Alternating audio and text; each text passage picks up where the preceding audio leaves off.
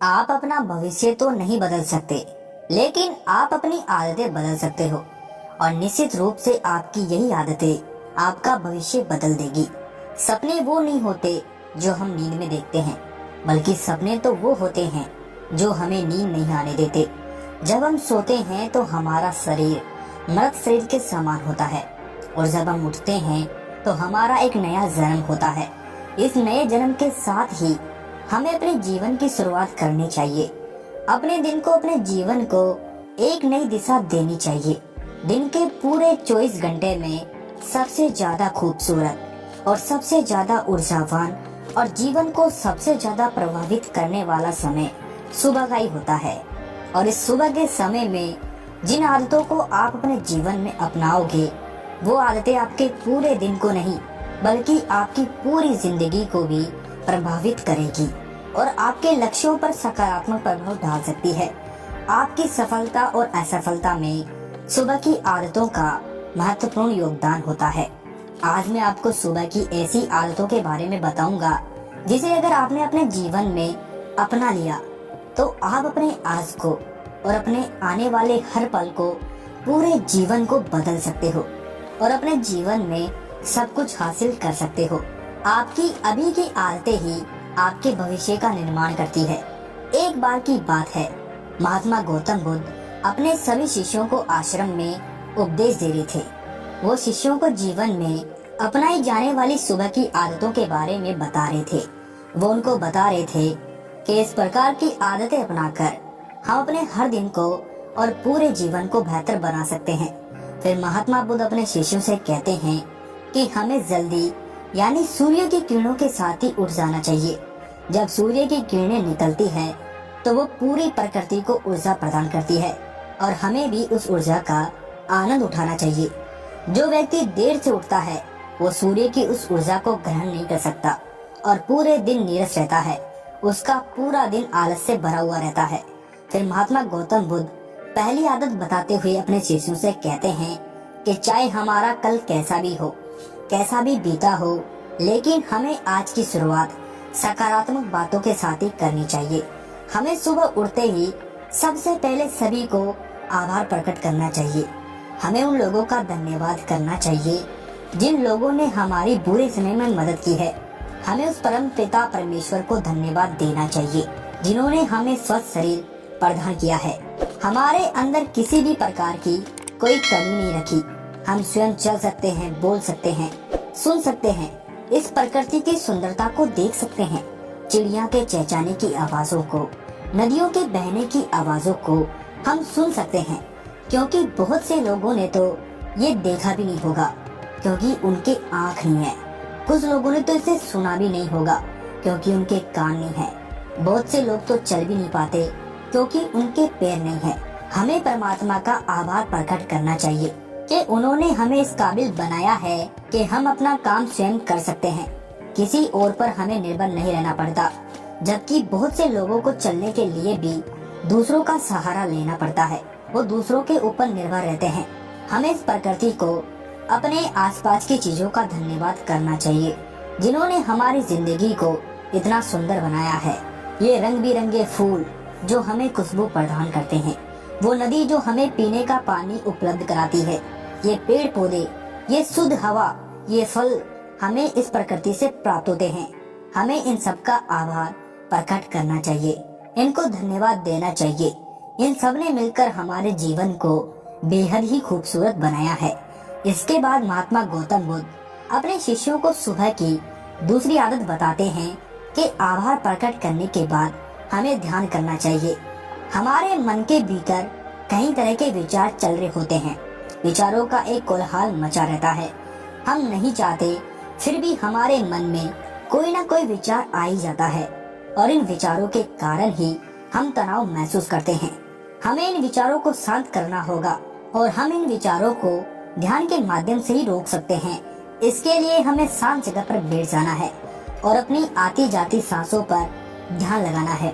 हमें इस बात का ध्यान रखना है कि हम किस नाक से सांस ले रहे हैं, किस नाक से छोड़ रहे हैं, शरीर के कौन कौन से अंगों से हमारी सांसें टकरा रही है।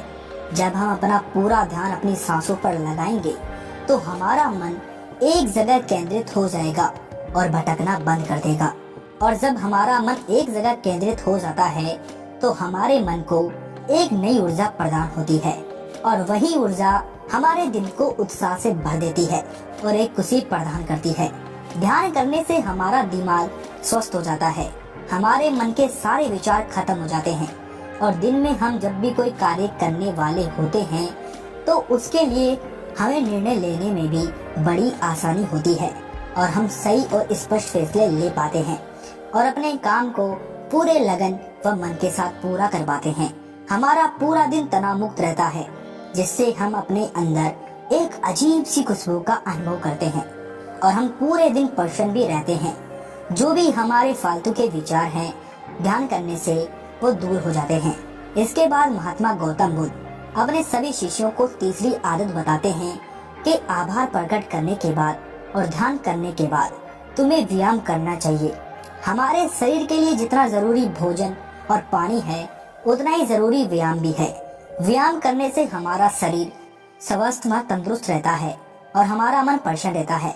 व्यायाम करने से हमारे शरीर के सभी अंग सुचारू रूप से कार्य करते हैं और हमें ऊर्जा प्रदान करते हैं, कार्य को करने की शक्ति प्रदान करते हैं, जिससे हम अपने हर कार्य को आसानी से पूरा कर पाते हैं और हमें थकान का अनुभव भी नहीं होता है, जिससे हम बिना थके पूरे कार्य को जल्द से पूर्ण कर पाते हैं। व्यायाम करने से हमारा शरीर स्वस्थ व निरोगी रहता है, हमें किसी भी प्रकार का कोई रोग नहीं होता। हमारे पास चाहे कितनी भी धन दौलत हो या सुख सुविधाएं क्यों ना हो, अगर हमारा शरीर स्वस्थ नहीं होगा तो हम किसी भी सुख सुविधा का आनंद नहीं ले पाएंगे। अगर हमारा शरीर किसी भी रोग से ग्रस्त हो जाए तो फिर उसे ये धन दौलत भी ठीक नहीं कर पाती है। स्वस्थ शरीर सुखी जीवन की निशानी है।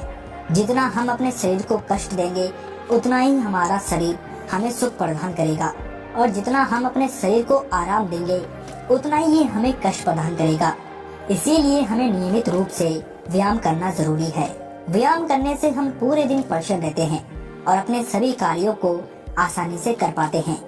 व्यायाम करने से हमें दीर्घायु प्राप्त होती है और हम लंबे समय तक युवा नजर आते हैं। जो लोग व्यायाम नहीं करते वो समय से पहले ही वृद्ध नजर आने लगते हैं। इसके बाद गौतम बुद्ध अपने सभी शिष्यों को सुबह की चौथी आदत बताते हैं कि आभार व्यक्त करने के बाद, ध्यान करने के बाद और फिर व्यायाम करने के बाद तुम्हें एक कागज और एक कलम उठानी है और उस कागज और उस कलम से अपने पूरे दिन की दिनचर्या लिखनी है। अपने सभी कार्यों को लिखना है जो आप उस दिन करोगे और उन सभी कार्यों का समय निर्धारित करें, जिससे आप एक निश्चित समय में अपने सभी कार्यों को पूर्ण कर पाएंगे और आपका कोई भी कार्य नहीं छूटेगा।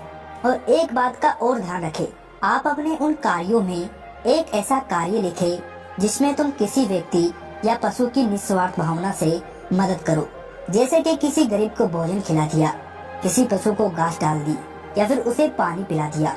ऐसा करने से तुम्हें शांति प्राप्त होगी और जब तुम्हारा पूरा दिन खत्म हो जाएगा तो तुम्हें एक अलग ही खुशी का अनुभव होगा कि आज मैंने एक अच्छा कार्य किया है, आज मैंने किसी की निस्वार्थ भाव से मदद की है, आज का दिन मेरा बहुत ही अच्छा था, मेरा कोई भी कार्य नहीं छूटा, मैंने आज का दिन बहुत ही अच्छे से जिया।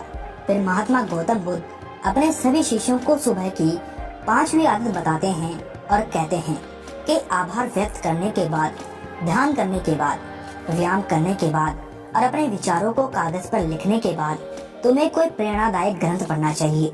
जब तुम उन प्रेरणादायक ग्रंथ को पढ़ते हो तो तुम्हें उन ग्रंथों से प्रेरणा मिलती है, कुछ नया सीखने को मिलता है और वो सीख तुम्हें अपने जीवन में कहीं न कहीं, कभी न कभी काम अवश्य आएगी। हमें रोज कुछ ना कुछ नया सीखने को मिलता है और हमें रोज कुछ ना कुछ नया सीखना भी चाहिए। जब तुम ये प्रेरणादायक ग्रंथ पढ़ लो उसके बाद तुम्हें अपने आप से बातें करनी है। दूसरों से तो हम हमेशा ही बातें करते रहते हैं, लेकिन कभी अपने से बात करने का मौका ही नहीं मिलता। इसीलिए हमें अपने आप से बातें करनी चाहिए, क्योंकि आपको आपसे बेहतर कोई नहीं समझ सकता। इसीलिए अपने आप को धन्यवाद देना चाहिए, अपने आप से कहना चाहिए कि मैं कितना अच्छा हूँ, मैं बहुत ही खुश हूँ, मैं हर कार्य को कर सकता हूँ, कोई भी कार्य मेरे लिए असंभव नहीं है, मैं हर परेशानी से लड़ सकता हूँ, जो लक्ष्य मैंने निर्धारित किया है मैं उसे पाकर रहूंगा। चाहे कुछ भी हो जाए मैं उसे हासिल करके ही रहूंगा, मैं किसी से नहीं डरता। उसके बाद गौतम बुद्ध अपने सभी शिष्यों से कहते हैं कि सुबह की ये छोटी छोटी आदतें तुम्हारे जीवन को एक नई दिशा प्रदान करेगी। जब तुम इन आदतों के साथ अपने दिन की शुरुआत करोगे तो फिर तुम्हारा हर दिन बेहतर रहेगा और तुम हर दिन पूरे जीवन प्रसन्न रहोगे और खुश रहोगे। दोस्तों, ये छोटी छोटी दिखने वाली 5 आदतें हमारे जीवन पर सकारात्मक प्रभाव डालती है। इन आदतों को अपनाकर हम अपने हर दिन को सुखमय बना सकते हैं और अपने लक्ष्य को प्राप्त कर सकते हैं।